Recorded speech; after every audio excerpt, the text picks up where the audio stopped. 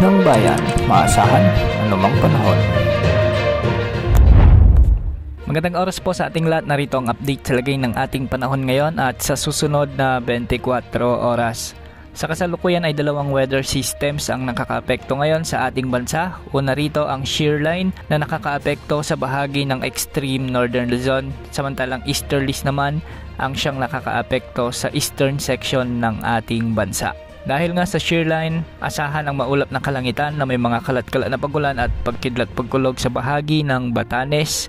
Kaya posible ang mga biglaang pagbaha at pagguho ng lupa, lalo na kung may mga katamtaman at malalakas na pagulan. Samantala, magdadala naman ang easterlies ng maulap na kalangitan na may mga kalat-kalat ding pagulan at pagkidlat-pagkulog sa bahagi ng Cagayan, Isabela, Aurora at Quezon Province. Posible rin ang mga flash floods or landslides, lalo na kung may mga katamtaman at minsan ay malalakas ding pag-ulan. Dahil pa rin sa easterlies, makakaranas naman ng bahagyang maulap hanggang sa maulap na kalangitan na may mga kalat-kalat na pag-ulan o pagkidlat-pagkulog sa bahagi ng Bicol Region at ang nalalabing bahagi ng Cagayan Valley.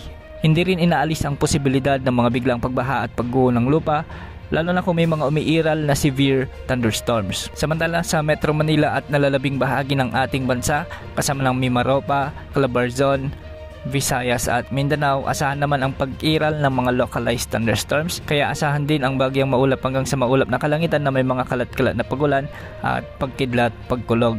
Samantala may magbabalik na weather system sa susunod na linggo at ito ang amihan. Ang amihan ay ang tuyo ngunit malamig na hangin na nanggagaling sa Siberia.